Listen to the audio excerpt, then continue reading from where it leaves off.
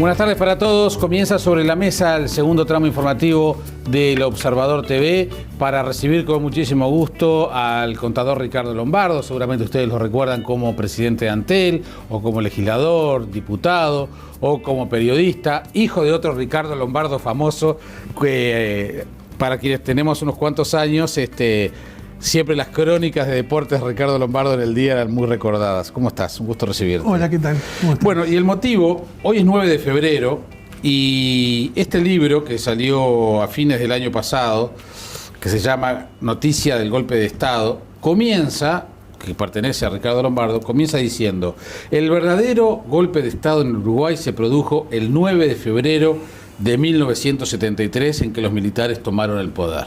Es decir, hace exactamente 43 años. ¿Por qué el 9 de febrero y no el 27 de junio, que es esa fecha tan emblemática para los uruguayos? Porque el 9 de febrero es el momento donde los militares toman el poder.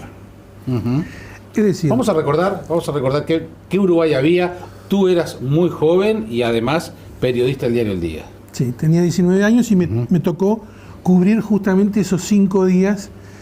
Después de un proceso político, militar muy complejo, donde el gobierno le había tenido que dar a los militares la lucha contra los tupamaros para vencer a los tupamaros, los militares se sintieron con la fuerza y con el derecho a seguir avanzando. Viento a la camiseta. Y siguieron avanzando y bueno... Ahí estamos hablando de 1972. 1972, donde hubo toda una escalada, donde los militares fueron forzando, torciéndole el brazo al sistema político, al Parlamento, a los controles parlamentarios. Y a principios del 73 se produce un hecho clave. El senador Amílcar Vasconcellos da lectura a una carta a la ciudadanía el 1 de febrero, donde denuncia la conspiración de los militares para tomar el poder.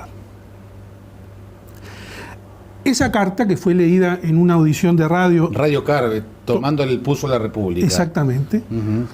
Provocó una gran conmoción, porque era... Primero, además, era el programa político del momento. Era ¿no? El programa donde todo lo que tenía importancia política pasaba por ahí. Y Vasconcellos era un hombre que había construido su carrera sobre la base de la credibilidad y la honestidad. Algunos decían que era un poco testarudo, pero era un hombre confiable. Un hombre del Partido Colorado. Un hombre del vallismo del Partido Colorado. Y dijo que había una conspiración de los militares para tomar el poder. Es lo que se llamó como Febrero Amargo. Sí, porque él hizo un libro después narrando todo eso que tituló Febrero Amargo. Bordaberry, Juan María Bordaberry, que era el presidente en ese momento, le hace una nota pública contestándole a Vasconcellos. Y los militares les parece que es muy blanda y hacen un comunicado durísimo contra Vasconcellos, acusándole de todo, pero esencialmente diciendo dos cosas que serían fundamentales en los hechos futuros de los próximos 13 años. Ellos dicen, los militares dicen, nos dieron la potestad de enfrentar a los tupamaros. Ya los vencimos. Pero hay que distinguir que la sublevación tenía dos partes. Hay que distinguir dos conceptos. Uno, el concepto de sedición, que era la lucha armada, el levantamiento, con el cual ya habían vencido a los tupamaros. Y otro concepto, el de subversión, que era que a través de eso se había subvertido todos los valores en la sociedad, en los distintos ámbitos, en la educación, en los sindicatos, y que los militares tenían la obligación de actuar también sobre eso. Así que ahí anunciaron que su actividad ya no solamente se terminaba en la propia acción de guerra contra la guerrilla propia de los militares, sino que iban a seguir avanzando a otros ámbitos. Entonces ahí se produce la crisis. A raíz de la carta de Vasconcellos y esa respuesta, cae el ministro Malet y Bordaberry, ministro de Defensa. El ministro de Defensa, y Bordaberry nombra al general Antonio Francese, que era un viejo general retirado que había había ingresado a la vida política porque era amigo de Gestido y Gestido lo había traído.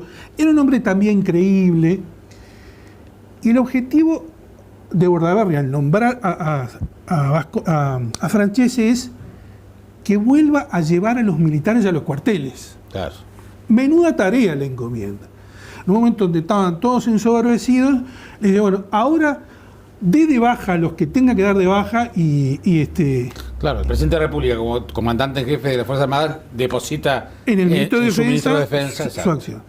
La historia es que ante eso y ante el anuncio de Francese de que iba a hacer eso, las Fuerzas Armadas se sublevaron. Se sublevaron en realidad el Ejército y la Fuerza Aérea, porque la Armada no se sublevó. Y no solamente no se sublevó, sino que estuvo dispuesta a resistir la sublevación de las otras dos armas. Entonces, el 9 de febrero, ¿qué es lo que ocurre? Las Fuerzas Armadas se niegan a aceptar al ministro de Defensa, se niegan a aceptar la autoridad del presidente, están dispuestos a destituir al ministro de Defensa y al propio presidente, y empiezan a actuar políticamente a través de comunicados políticos. El comunicado número 4 es del 9 de febrero, el 7 es del 10 de febrero. Por lo tanto, las Fuerzas Armadas, el sector que la sociedad deposita el uso de las armas para que estén sometidas al poder político y respondan al poder político, las Fuerzas Armadas pasaron a ejercer el poder político. Entonces, eso es claramente el golpe de Estado. El golpe de Estado es la sublevación, la subversión del orden institucional. Porque ellos no aceptan a Francese. No aceptan a Francese y están dispuestos a ir a por el presidente. Uh-huh. Hay negociaciones ahí con distintos sectores políticos para que tenga que renunciar Bordaberry y quede como presidente Zappelli en un periodo provisorio. Que era el vicepresidente. Y Zappelli se niega. Uh-huh. Zappelli se niega y ahí se desbarata toda esa situación porque Zappelli sostiene que él va a seguir aferrado a la Constitución. Bien. Y no está dispuesto a asumir la presidencia si Bordaberry cae a través de un golpe. Tengo que defender al presidente, dijo Zappelli. Exacto. Tal cual está en el libro. Pero bueno, vamos a repasar algunos aspectos vinculados a lo que acabas de relatar. ¿Cómo obtiene Vasconcellos la carta del 1 de febrero? No, o sea, eso que lee, esa intención de los militares de continuar de alguna manera, es por fuentes militares que él obtiene esa información y por eso la hace pública. Esa carta la hizo él, es una carta de su propia autoría. Pero teniendo fuentes... Recoge informaciones. Sobre todo, utiliza un documento que había circulado 2 meses atrás entre las Fuerzas Armadas, donde demuestran su objetivo, que era tomar el poder. Uh-huh. Su objetivo era ir por los políticos, por el sector político y después tomar el poder. Uh-huh. Es muy interesante, ya que hiciste esta pausa. Sí. Quiero ver 2 o 3 aspectos de lo que acabas de relatar. En el año 72, después de las elecciones y después elecciones del 71. Del 71, después que asume Bordaberry, recrudece la guerrilla tupamara, duramente, y se produce un enfrentamiento muy serio y que termina en las Fuerzas Armadas liquidando al MLN. Antes de liquidarlo definitivamente, en el batallón Florida, donde estaban presos varios de los principales dirigentes, Fernando Isidoro, Rosenkopf, etc., se produce una negociación entre esos militares detenidos, Tupamaros detenidos, y el Goyo Álvarez, Esteban Cristi, que era el comandante jefe de la región número 1, y Trabal, que era el director de inteligencia. Y ahí negocian un acuerdo que es la creación de un Estado autoritario que levanta varias de las banderas del MLN de carácter socialista, la nacionalización del comercio exterior, del crédito, la creación de una flota pesquera del Estado. Esa mirada peruanista que se le decía. Esa mirada peruanista. Hacen un acuerdo. Y la única condición que le ponen los militares a los tupamaros que estaban presos es, muy bien, pero ustedes tienen que salir a hacer públicamente una declaración donde reconozcan que ahora sí confían en el rumbo que va a tomar el país bajo la tutela de las Fuerzas Armadas. Llegan a ese acuerdo. Van Cristi y el Goyo Álvarez a hablar con Bordaberry y le plantean el tema. Le dicen, mire, los tupamaros se rinden, pero ponen estas condiciones. Bordaberry se reúne con todos sus principales asesores y llegan a la conclusión de que la guerra ya estaba ganada. ¿Para qué iban a hacer eso? Y además llaman a los comandantes en jefe y dicen, pero nosotros no sabemos nada de esa negociación. Entonces Bordaberry le da la orden de que ese acuerdo no se hace. Ese acuerdo no se hace y bueno, los tupamaros en algunos esfuerzos, algunas acciones desesperadas, matan al hermano de Goyo Álvarez. Bueno, se produce el final, detienen a Sendik, a Mujica, a Topolaki, a los principales. A los que quedaban. A los que quedaban y se termina la guerrilla. Entonces, los militares allí, y esto surge de documentos, por ejemplo, la asamblea que se realiza en el centro militar, documentos que se hacen públicos, los militares ahora van por el poder político. Dice, bueno, ya derrotamos a los tupamaros, ahora tenemos que ir contra el poder político. Y arremeten contra Jorge Valle, contra Wilson, contra el propio Erro. Claro. Meten preso a Jorge Valle. Jorge Valle, como él lo dice, y es cierto, fue el primer preso político de los militares. Entonces, en ese proceso surge una carta, un documento que circula entre los mandos, donde resumen toda esta actividad. Lo que habían hecho con la guerrilla, lo que estaban haciendo con los políticos y lo que pensaban hacer, que era avanzar hacia la toma del poder. Ese documento lo recibe sin firma, no tiene firma ese documento. Lo recibe Vasconcellos y le da lectura. En la radio. No, le da lectura en el Parlamento en octubre, en octubre del 72.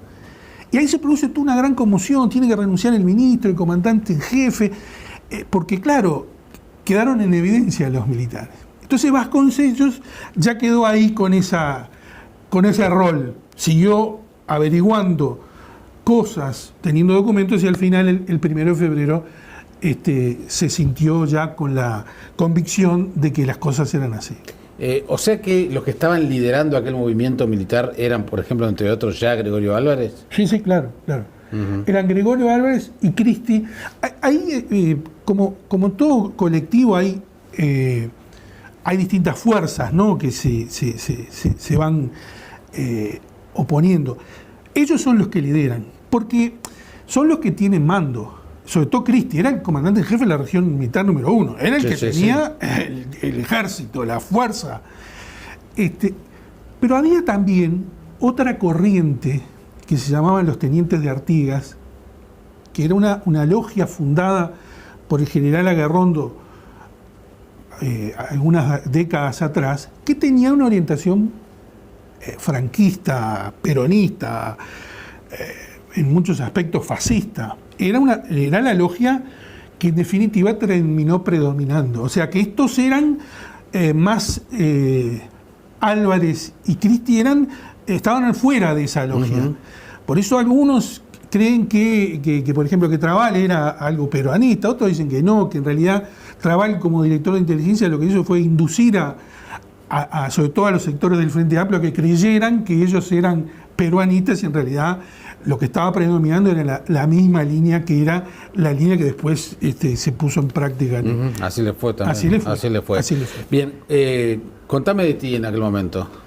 Bueno, yo en aquel momento tenía 19 años, había ingresado a trabajar como periodista a los 16 años, contra la voluntad de mi padre. Uh-huh. ¿Que ya era jefe de deportes? Era subjefe de deportes. Justamente eso fue el tema. El jefe era Ulises Badano, no sé si te acordás. Sí, ese nombre. Una figura, yo diría, un excelente periodista, una excelente persona, que ya estaba bastante mayor en ese momento. Y al poco tiempo falleció y quedó mi padre como jefe de deportes. Pero mi padre no quería que yo entrara a trabajar en el día. Yo tenía 15 años. Y yo tenía 15 años y parecía mayor de lo que era en realidad.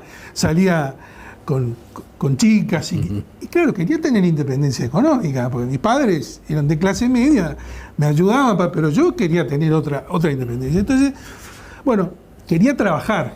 Y le dije a mi padre, che, me gustaría trabajar. No, quiero que estudies, me dijo mi padre. Yo no quiero que trabajes hasta 18, a los 20 años, quiero que estudies.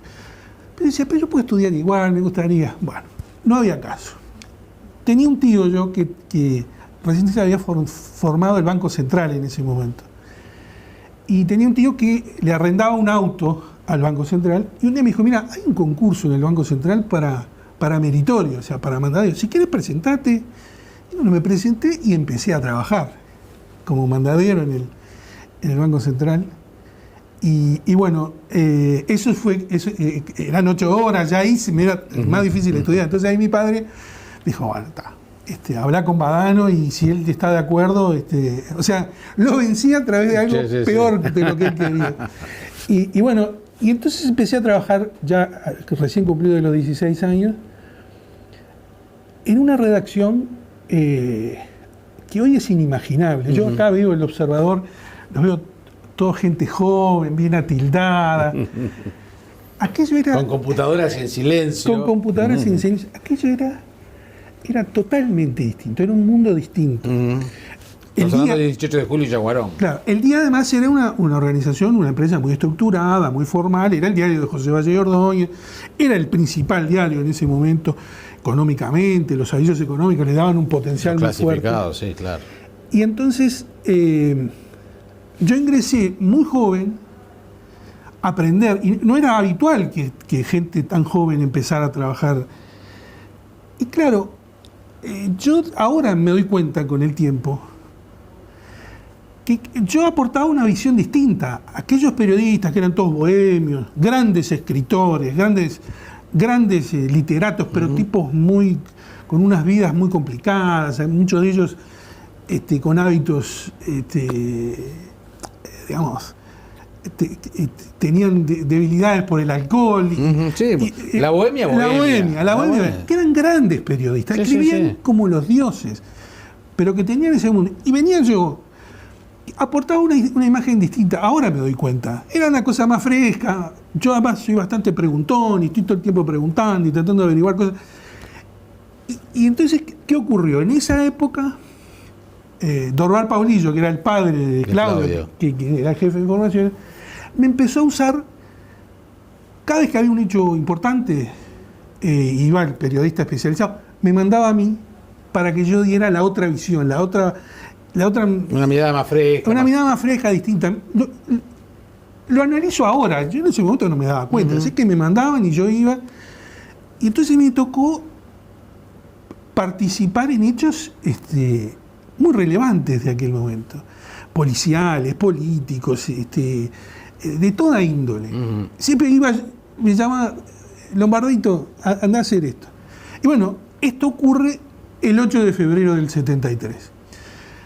El día tenía un periodista que era Juan Alberto Crespo, que era el encargado de presidencia, que era un hombre bastante mayor, ya físicamente bastante venido a menos. Entonces me dice Paulillo, y me dice, mirá, pasá esto, ¿te animás a cubrir esto? Sí, claro, le dije. Y después de eso, que fue en la tardecita del 8 de febrero, hasta el 12 de febrero quedé absolutamente capturado por este tema. ¿Qué pasó el 8 de febrero? Bueno, el 8 de febrero es que Francese asume, las Fuerzas Armadas se niegan, hay una movilización de tanques y de vehículos militares por la Avenida Graciada, el Prado, cortan la Avenida Graciada ahí frente a lo que era la región militar número 1, los tanques por el Prado, copan Canal 5 y una demostración de poder muy fuerte. Muy fuerte. Y esa noche, o sea, ya pasada, bueno, ahí salen los comandantes a decir que, en Canal 5, a decir que desconocen la autoridad del ministro de Defensa. Pues imagínate ahora que saliera el comandante en jefe del Ejército y de la Fuerza Aérea y en televisión dijeran que no responden al ministro de Defensa. Bueno, es un hecho muy fuerte. Sí, claro. 2 horas después, Bordaberry sale en cadena nacional con Francese al lado a decir que él es... Y a garantizar la institucionalidad. Era el presidente electo democráticamente. Y convoca al pueblo a que lo apoye en la Plaza Independencia. La frustrada manifestación, no fue nadie. Que fue un gravísimo error. Fueron 200, 300 personas. Sí, sí, yo sí. estaba ahí. No, pero me acuerdo, digo, yo obviamente no estaba, pero siempre escuché que ese fue un profundo error, pero también la gente podía haber apoyado porque hubiera significado un espaldarazo al presidente. El tema es por qué la gente no apoya. Bueno, por dos razones. ¿Miedo? Por varias razones. Pero una de ellas es que ningún presidente puede convocar a la gente a que vengan a la plaza en la hora siguiente. O sea, Sí. ese fue el error. Yo creo que ese fue el error. Si lo hubieran organizado mejor, hubieran tenido una cosa más digna. Pero él creyó que había un clamor y la gente, como yo lo digo en el libro, miraba todo aquello como si fuera un reality en televisión y en determinado momento cambió de canal. Porque el sentimiento de la gente estaba harta de los enfrentamientos y Claro, veníamos de... y ya hubo, como decía Washington Beltrán, la ciudadanía recibió aquello con un bostezo. Fue así. No hubo esa reacción popular. Además, hay que entender también esto. El Frente Amplio estaba apoyando a los militares sublevados.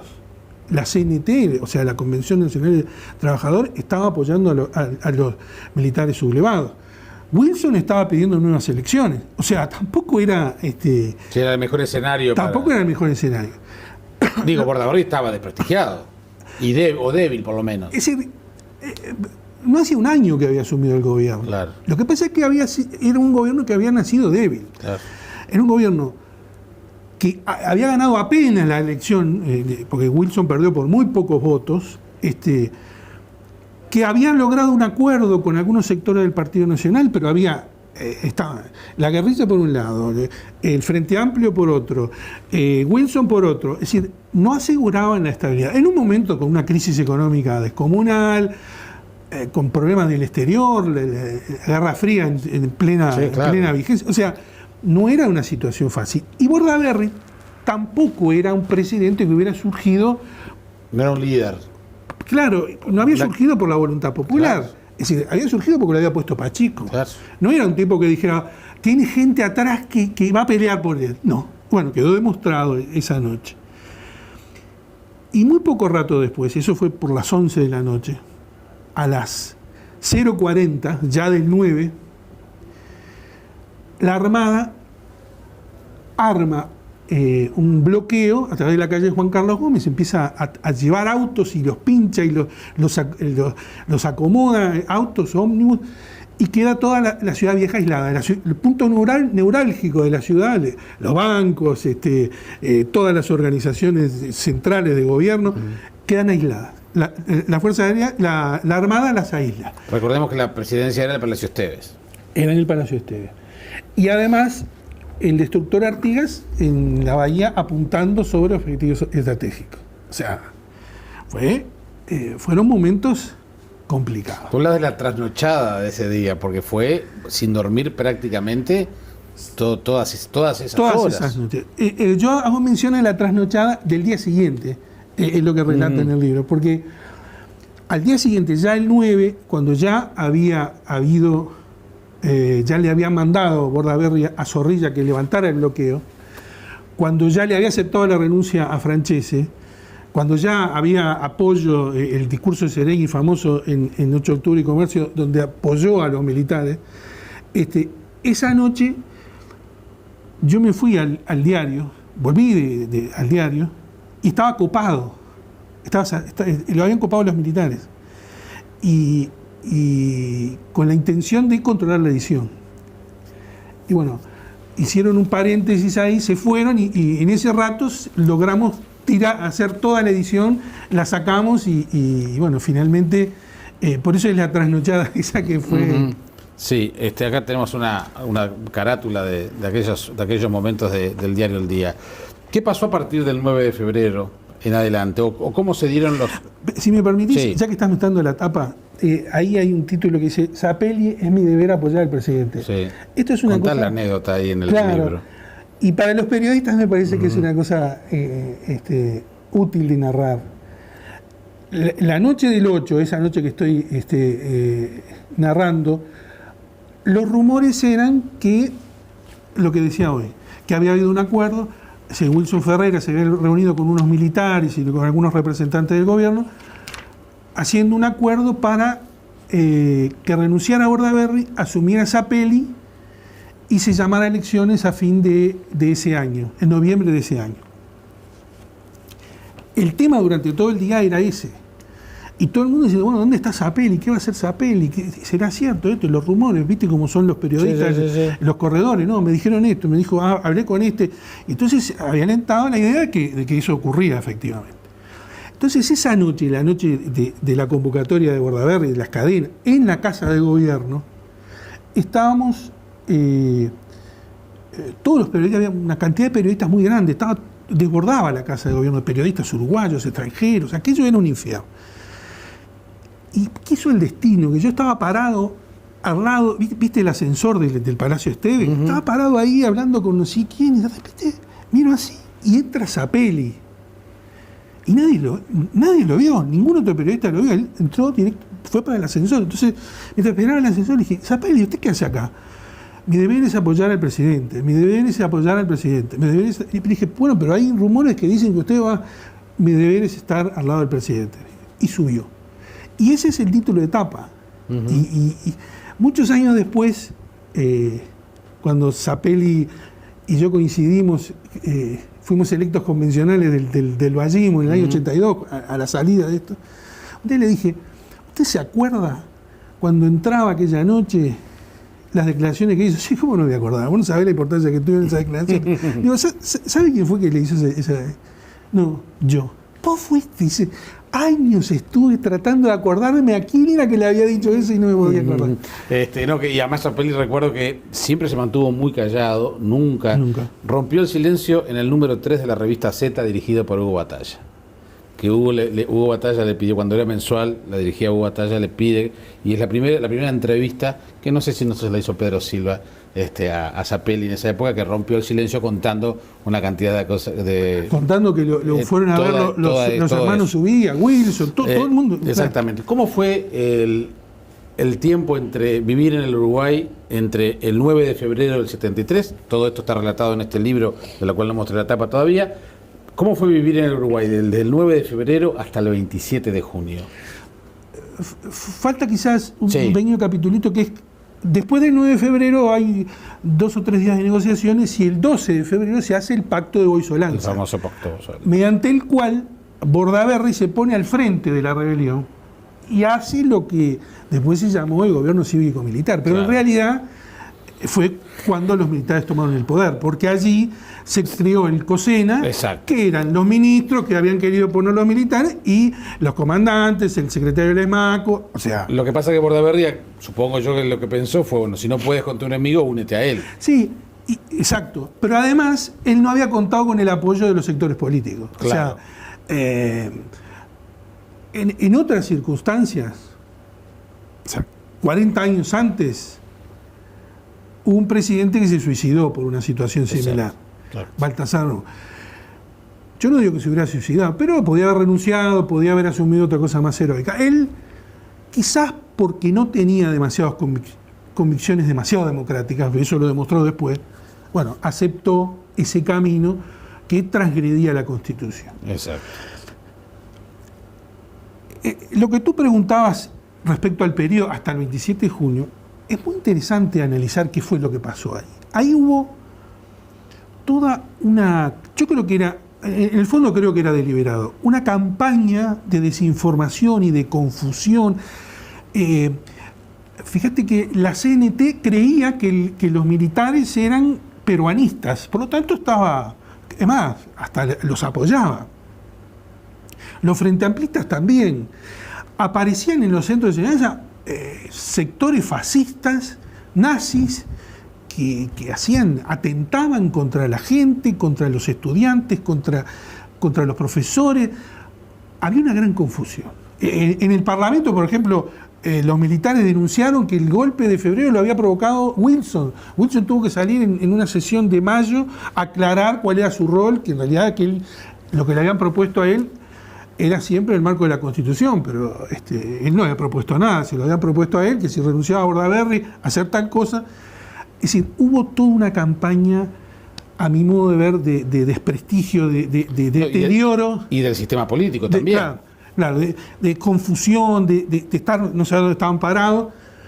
Y bueno, y entonces los militares en aquella carta que hablábamos hoy, en aquel documento donde iban a ir contra los militares, contra los políticos, habían emprendido contra Jorge Valle y lo habían metido preso. Habían emprendido contra Wilson, que había habido una idas y venidas del juez militar porque habían pedido meterlo preso por una declaración que había hecho por un tema de la Armada, de un navío, un tema colateral, y bueno, había pedido más información. Y el tercero era que iban a ir, era contra Erro. Claro. Y bueno, el proceso siguió y llegó el momento de ir contra Erro. Que Erro se había transformado en una especie de vocero parlamentario de los tupamaros. El fiscal del pueblo, como se le decía. ¿Qué? El fiscal del pueblo.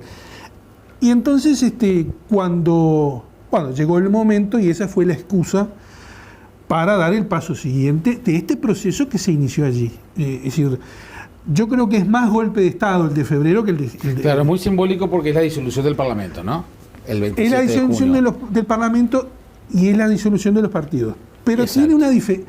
Yo creo que la gran diferencia, por qué uno es considerado aceptado generalmente y el otro no, es que en junio el golpe fue de Bordaberry y los militares contra todo el espectro político. Así que todo el espectro político admite que hubo ahí hace causa común en cuanto a decir, bueno, acá hubo una situación de ruptura institucional. En febrero, no te olvides que hubo sectores que apoyaron a esa ruptura institucional. Entonces, claro, yo entiendo, el Frente Amplio, la CNT, el Partido Comunista en particular, que era el que lideraba ese apoyo a los militares, les cuesta mucho decir que ese fue el golpe de Estado y que ellos lo apoyaron. Yo entiendo que les cueste, pero es la verdad histórica. Nosotros tenemos la obligación de decirlo. Bueno, y todo esto está narrado en este libro que es Noticia del Golpe de Estado, que es la mirada de aquel joven periodista en las entrañas, en el corazón de todos estos acontecimientos. Claro, ¿no? Con la visión de uno más viejo, ¿no? Sí, claro. No, y además, después del 27 de junio, ya la historia es bastante más conocida y capaz que es momento para conversarlo en otra situación. Después llega la reinstitucionalización y te encuentra como diputado. Bueno, sí, exactamente. Quiso el destino, las circunstancias, la vinculación de la actividad política. Justamente, el vínculo gracias al Día con Tarigo, ¿no? Con Tarigo, exactamente. ¿Seguiste trabajando en el diario El Día? Seguí trabajando hasta el año 80, ahí fue que me nombraron director de La Semana, y ahí, antes del... Yo renuncié porque tenía discrepancias con la dirección, etcétera. Recordemos que además el 80 fue un año muy particular porque el diario El Día apoyó el cine plebiscito. Por eso yo era uno de los que no sostenía esa posición y renuncié antes. Y Tarigo, en ese momento cuando yo estaba, era el gerente general. Además de ser un excelente columnista, porque escribía como los dioses, era el gerente general. Yo tenía una gran afinidad personal con él. Y bueno, después yo me fui, nos distanciamos y él asumió ese rol por el no. Sí, claro. Yo en ese momento inclusive me recibí y me fui a trabajar a Maldonado, a Punta del Este, con una actividad de la construcción que había en ese momento, y me alejé de Montevideo. Y un día, ya año 81, una cosa así, había venido, iba por la calle San José y me encuentro con Tarigo y dice... Que tenía su escritorio en la calle San José, claro, Paraguay. Claro, Paraguay y San José. Ahí está. Entonces me dice... Escuche, quiero a alguien que escriba de temas económicos, estoy por sacar, opinar y no sé qué, y además necesito un contador, porque necesito administrarla y usted no sabe, pero claro, le ha encantado. Y bueno, primero empecé estando allá y después ya me vine para acá definitivamente. Y ahí, en esa historia fue que terminé siendo electo diputado en el año 84, y asumí en el 85 y después tuve una historia política que... Sí, que es bastante más conocida. Y que bueno, te llevó por ejemplo a ser presidente de Antel y tu nombre ha estado muy, muy presente, o sea, se ha recordado últimamente, porque ahora que Antel está con el Antel Arena, dicen, bueno, pero recordemos que también un presidente de Antel sentó las bases de la Torre de las Comunicaciones. Y de alguna manera se preguntamos, ¿qué le pasa a los directivos, a los directores de Antel, a los presidentes de Antel? No, pero no se puede comparar. No, ya sé. Pero por eso te iba a preguntar, por aquello... Hay dos diferencias fundamentales. Hay muchas diferencias, pero hay dos diferencias fundamentales. Una, que esta era la sede de Antel. Claro. Antel en aquel momento no tenía sede. Estaba... Compartía algunos pisos del Banco Hipotecario. Exacto, no te olvides que había sido fundada en la época de la dictadura, medida provisoria, se había desgajado de UTE y había quedado ahí. O sea que Antel no tenía sede. Y habíamos tenido un crecimiento tan monumental, tan fuerte, que la empresa necesitaba su sede. Además, hay una anécdota, si te la puedo contar, sí, te la voy a claro. contar. Un día estábamos en una sesión de directorio ahí en Fernández Crespo y Colonia, y entra el gerente general con un cascote y lo pone arriba de la mesa y dice, ¿qué es eso? Dice, se acaba de caer esto de la mampostería, cayó al lado de una mujer, casi la mata. ¿Pero esto por qué pasó? Entonces llamamos enseguida a los arquitectos, ingenieros, y dijeron, mire, yo no sé si vos te acordás cómo era esa parte, era todo como unas... Perfecto, una... Como navescos tenían sí, así. Sí, pero muy feos. Muy feo. Muy feo. Típica construcción militar de cemento armado. Bueno, eso se había empezado a caer todo. Entonces había que hacer algo porque, bueno, lo primero que hicimos fue poner alrededor de todo el edificio una malla. Me acuerdo perfectamente. Una malla que bueno, y después empezamos a negociar con el Banco Hipotecario, con los cuales éramos copropietarios, digamos. De casi media manzana. Claro, hacer todo eso. Pedimos presupuestos y serían $20 millones, $25 millones. Entonces yo mismo dije, muchachos, para hacer esto, llegó el momento de que Antel haga su sede. Y entonces, ahí fue que se inició el proceso de... Entonces el director me dijo, bueno, vos elegí en alguno de los predios, que no sé qué, y bueno, con el ingeniero Quinteiro, que era el gerente general, empezamos a recorrer. Bueno, ahí surge la decisión de hacer la sede. Con este gran tema, Antel tenía en ese momento una ganancia de $200 millones al año. Y el costo de la torre fueron $65 millones. O sea que es una decisión que casi se toma sola. No, y además si construir esa sede te cuesta la tercera parte de las utilidades anuales, yo quisiera preguntarle a cualquier empresario, cualquier decisor si no lo hace. Era clarísimo. Y en aquel momento se enmarcaba también en el Plan Fénix.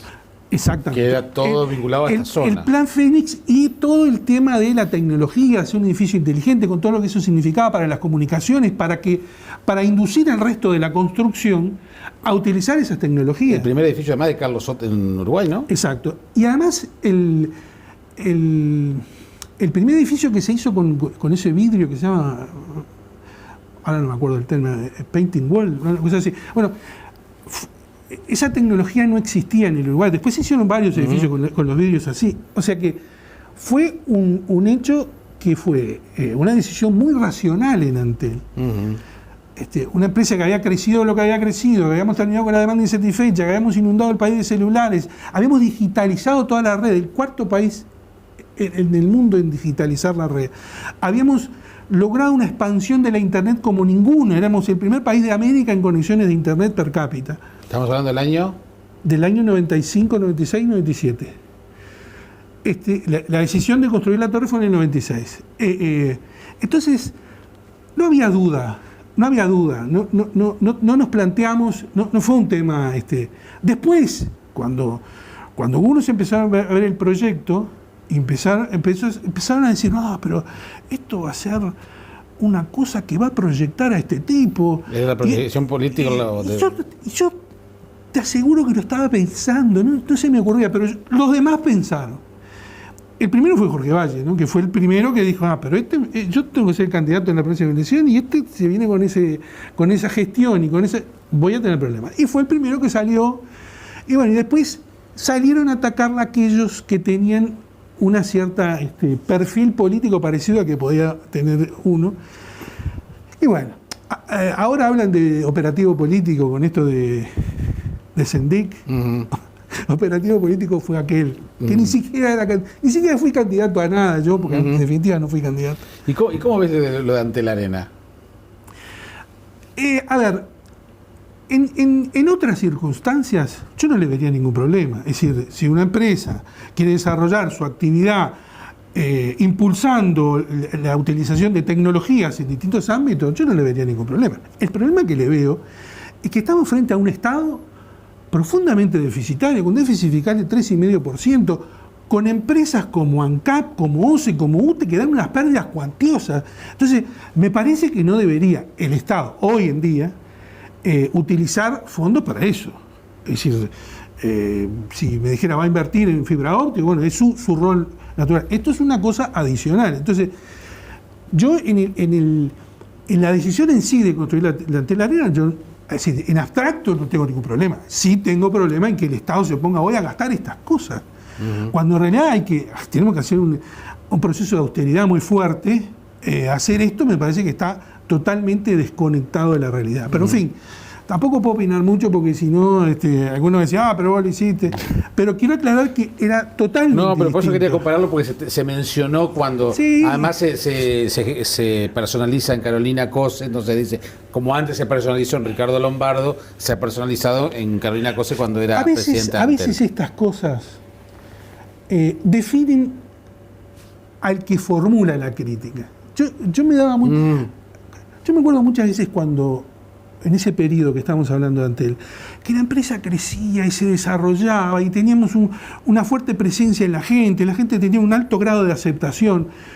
Yo iba de repente a algún lado, algún periodista, algún dirigente político me decía, sí, pero usted está haciendo una gestión muy marketinera, se está promocionando. Dice, sí, yo no me estoy promocionando. Es la empresa que está creciendo. ¿Qué quiere que haga? Que haga las cosas mal, que no crezcamos, que no generemos este dinamismo para que no crean que yo no estoy haciendo nada, no estoy haciendo actividad política. No la podía hacer. Había otros. Entonces, cuando los otros criticaban, eso los definía a ellos. Ellos sentían que podía ocurrir eso y entonces desarrollaban esas cosas. Pero bueno. Ya no tengo más tiempo, Ricardo, pero para terminar, ¿estás alejado totalmente de la actividad política? Sí, estoy alejado. ¿Extrañando? Porque hay un Partido Colorado en crisis. Sí. Y el sector mío es el que está más en crisis. Exacto, y en algún momento se habló en tu persona y tu grupo de colegas en aquel momento como la renovación del partido. Sí, pero ya no. Ya somos digo, exagerando. No, pero está bien, pero digo, a lo que voy es que el partido que ustedes pensaban, en el que ustedes estaban, se desfibró. Sí. Desgraciadamente es así. Lo que no sabemos muchos de nosotros es cómo contribuir, cómo ayudar.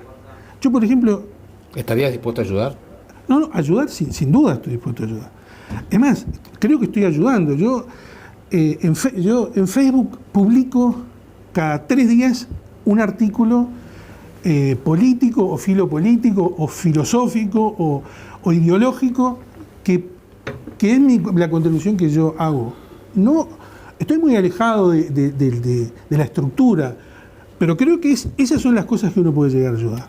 Gracias por venir, ha sido un gusto recibirte y reencontrarnos. Gracias por la invitación. Por favor, noticia del golpe de Estado, la toma del poder por los militares en febrero de 1973, en este 9 de febrero entonces, en el cual se recuerdan 43 años de aquellos hechos que están relatados con lujos de detalles, no puedo decir con un protagonista, pero como un testigo directo de aquellos acontecimientos. Está editado por Ediciones de la Plaza, está en las librerías, Ricardo Lombardo, su autor.